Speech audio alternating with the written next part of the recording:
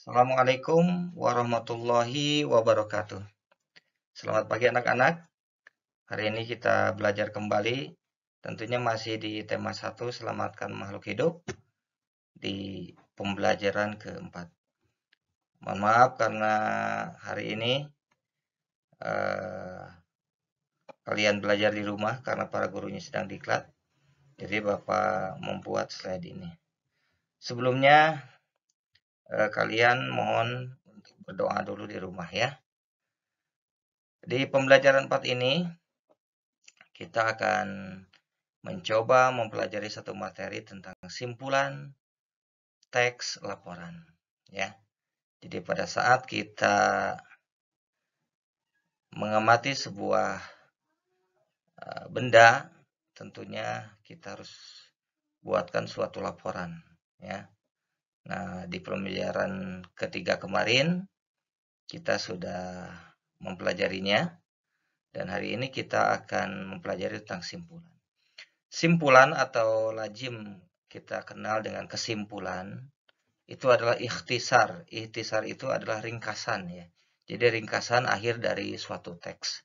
Jadi pada saat suatu paragraf yang sudah kita buat, yang sudah kita baca, maka ada simpulannya, ada ringkasannya, ada akhirnya gitu kan.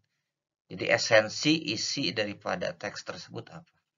Nah, yang akan kita pelajari hari ini adalah bagaimana langkah-langkah membuat simpulan. Jadi untuk membuat simpulan tersebut seperti apa langkah-langkahnya. Hampir sama pada saat kita memperoleh informasi dari suatu paragraf di pembelajaran 1 kemarin sudah kita pelajari. Jadi yang awal pertama yang harus dilakukan adalah bacalah teks secara keseluruhan. Jadi teks yang kita buat atau teks yang dibuat orang lain baca oleh kita dengan membaca intensif. Membaca secara sungguh-sungguh, itu kan. Membaca hati dan pikiran kita hadir gitu kan, sehingga apa yang kita baca bisa kita peroleh informasinya. Setelah dibaca, temukan informasi penting yang terdapat dalam teks. Jadi dari suatu paragraf tentukan oleh kita ide pokoknya ya.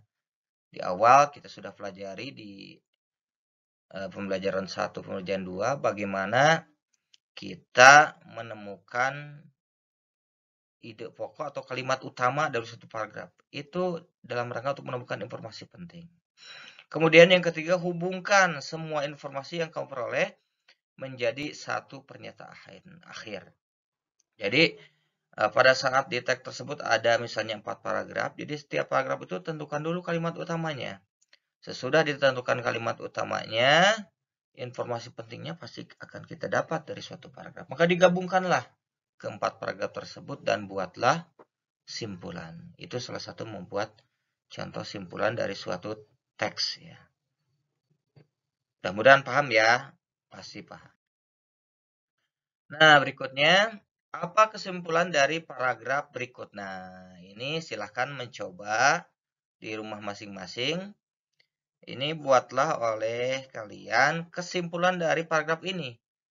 Nah, jagung manis adalah varietas klasik jagung yang biasanya dimakan sebagai rebusan atau sudah berupa jagung kaleng. Jagung manis dikenal memiliki biji yang berwarna kuning, keemasan, dan terang, serta manis rasanya. Jagung manis adalah jenis jagung yang paling populer ditanam di kebun rumah. Nah, dari paragraf ini, apa kesimpulannya? Silahkan buat ya. Besok ketika masuk kembali ke sekolah, dikumpulkan. Hari Jumat ya, kita masuk lagi. Oke, berikutnya, tentunya anak-anak sekalian, dari materi yang barusan, kita lanjutkan ke berikutnya, yaitu penerapan sila ketiga Pancasila dalam kehidupan sehari-hari. Kalau kita berbicara tanaman tadi ya, misalnya laporan pengamatan tentang tanaman, tentunya di Pancasila kita ingat ada simbol Pancasila yang dari tanaman, yaitu pohon beringin ya. Pohon beringin adalah melambangkan sila ketiga Pancasila ya. Nah, di sini kita akan sama-sama pelajari sila ketiga mengandung makna suatu usaha menuju persatuan rakyat dalam negara kesatuan Republik Indonesia. Kita tahu rakyat Indonesia itu bentuknya heterogen, ya, bermacam-macam jenis suku bangsa, jenis bahasa, jenis agama, jenis kebudayaan pun berbeda-beda. Tentunya bagaimana mempersatukan rakyat Indonesia dalam bingkai negara kesatuan Republik Indonesia, artinya kita harus memiliki suatu prinsip bersama-sama, yaitu Bhinneka Tunggal Ika. Meskipun berbeda-beda tetap satu tujuan. Nah, jadi dari sila ketiga ini makna yang terpentingnya atau nilai yang bisa kita peroleh dari sila ketiga adalah nilai persatuan, ya. Nah, jadi persatuan itu menghargai sepenuhnya keanekaragaman. Jadi meskipun di antara kita berbeda dari segi bentuk tubuh, berbeda dari segi bahasa, berbeda dari segi kebiasaan, berbeda warna kulit, berbeda agama, tetapi yang terpenting adalah kita harus saling menghargai. Ya, menghargai, menghormati keanekaragaman yang ada untuk tujuan dan cita-cita bersama. Ya, itu makna dari persatuan. Jadi saling menghargai adalah salah satu kunci untuk menjaga solidaritas, untuk menjaga persatuan di antara. Nah, ini anak-anak sekalian, nanti hal-hal yang pentingnya boleh ditulis, dipindahkan ke buku tulis, ya.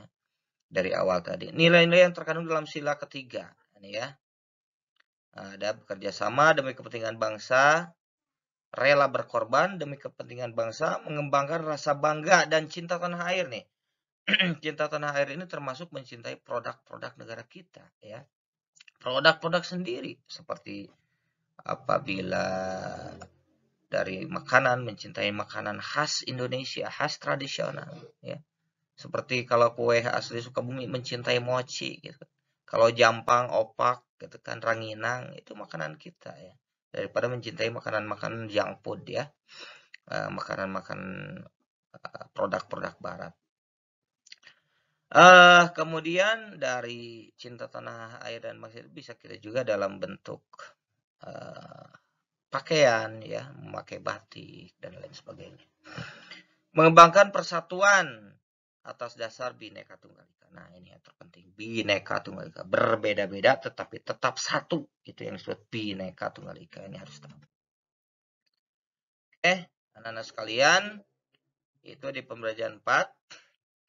Kemudian di pembelajaran 5, ini silahkan juga dipelajari pemanfaatan kondisi geografis di Asia Tenggara. Nah, jadi negara-negara ASEAN, ya, tentunya karena kita negara tetangga, ya, ini ada kondisi geografis yang hampir sama, ya. Setiap negara Asia Tenggara memiliki kondisi yang beragam, ya. Hampir sama, beragam, berbeda, ya, tetapi ada kesamaan juga ada perbedaan. Keberagaman kondisi geografis itu disebut dimanfaatkan oleh masyarakat sekitar untuk berbagai aktivitas. Tentunya dengan kondisi geografis yang berbeda, itu adalah aktivitasnya pun berbeda. Misalnya ketika di musim hujan, kita melakukan aktivitas bercocok tanam, gitu kan? Seperti itu. Ketika di musim kemarau, aktivitasnya pun akan lain. Ya. Jadi itu keragaman kondisi geografis bisa dimanfaatkan oleh masyarakat untuk berbagai aktivitas. Aktivitas kita berbeda.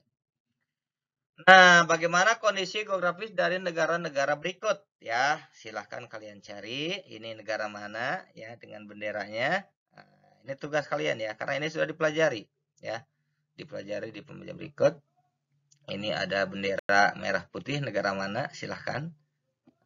Kemudian kondisi geografisnya seperti apa? Aktivitas masyarakatnya apa?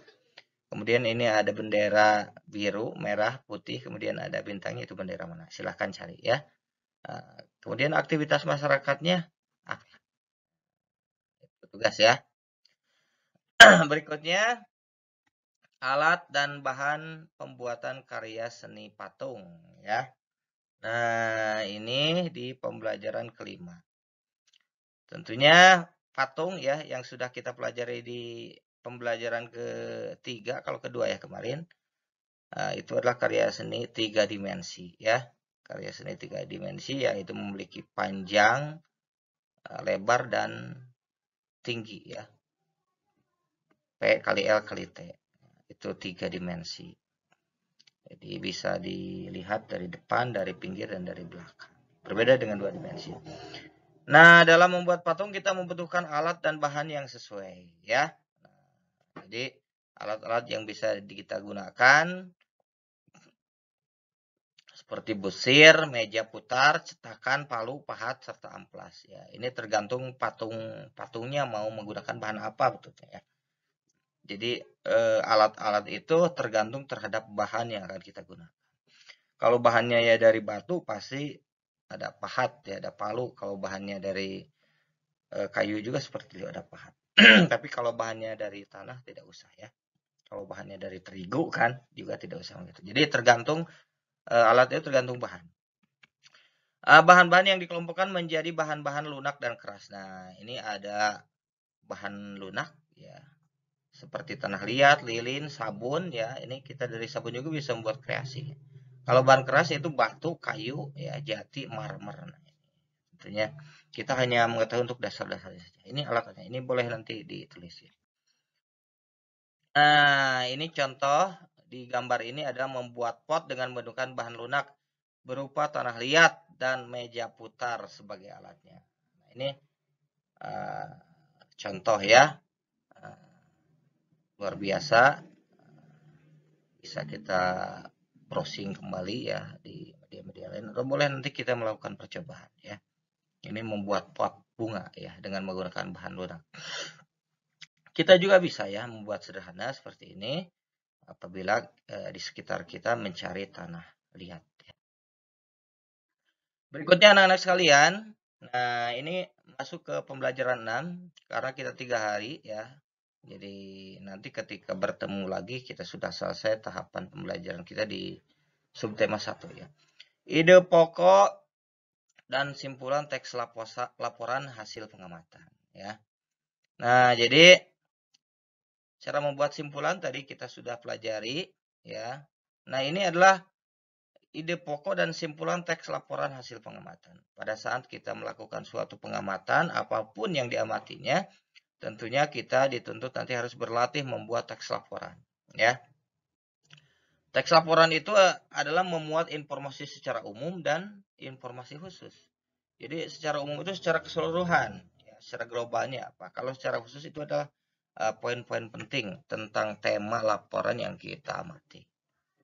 Nah, informasi tersebut dapat ditemukan dengan membaca secara utuh. Jadi yang pertama tetap membaca, ya. Membaca tentunya membaca dengan intensif, ya. Membaca secara sungguh-sungguh. Dalam sebuah teks laporan juga terdapat ide pokok dan simpulan. Jadi harus tentukan dulu ide pokoknya. Kemudian gabungan-gabungan dari ide pokok tiap paragraf itu bisa dibuatlah suatu simpulan. Ya. Berikutnya, penerapan sila ketiga Pancasila dalam kehidupan sehari-hari. Kalau tadi sudah kita pelajari nilai-nilai yang terkandungnya, ya, nilai-nilai dari sila ketiga. Nah, hari ini adalah penerapannya. Jadi nilai-nilai sesuatu yang berharga dari sila ketiga itu yang sudah kita pahami ini diterapkan, ya. Jadi masyarakat Indonesia adalah masyarakat yang memiliki keragaman, ragam agama, suku, bangsa, budaya, sosial, serta ekonomi. Nah, tentunya dengan kondisi yang heterogen ini, yang berbeda-beda ini, tentunya ada perbedaan, ya, ada perbedaan di antara kita. Tetapi perbedaan tidaklah menjadi sebab perselisihan. Justru dengan perbedaan itu harus menjadi rahmat, harus menjadi saling kasih sayang antara kita. Karena pada dasarnya kita sama di hadapan Tuhan yang Maha Esa. Ya, hanya ketakwaanlah, hanya akhlak perilakulah kita yang menjadikan kita menjadi berharga di hadapan Yang Kuasa. Nah, tentunya tidak boleh merasa diri paling hebat, paling keren, karena kita sama. Ya. Kesadaran dalam mewujudkan Indonesia yang bersatu dapat tercapai jika kita menghayati semboyan negara Indonesia, yaitu Bhinneka Tunggal Ika. Jadi pada dasarnya kita harus mengacu kepada semboyan negara kita, yaitu semboyan kita apa? Bhinneka Tunggal Ika, berbeda-beda tetapi tetap satu. Ya, itu. Berikutnya, anak-anak sekalian, silakan perhatikan gambar.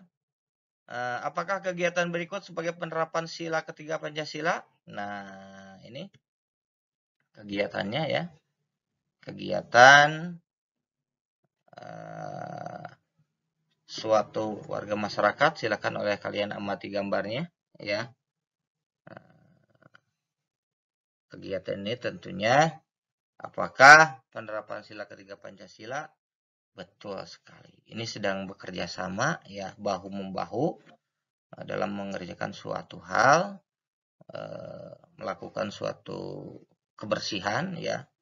Jadi bekerja sama untuk melakukan suatu kebersihan ini adalah salah satu contoh bentuk penerapan sila ketiga ya. Dengan bekerja sama, pekerjaan yang berat terasa ringan ya. Pekerjaan yang sulit akan terasa mudah ya.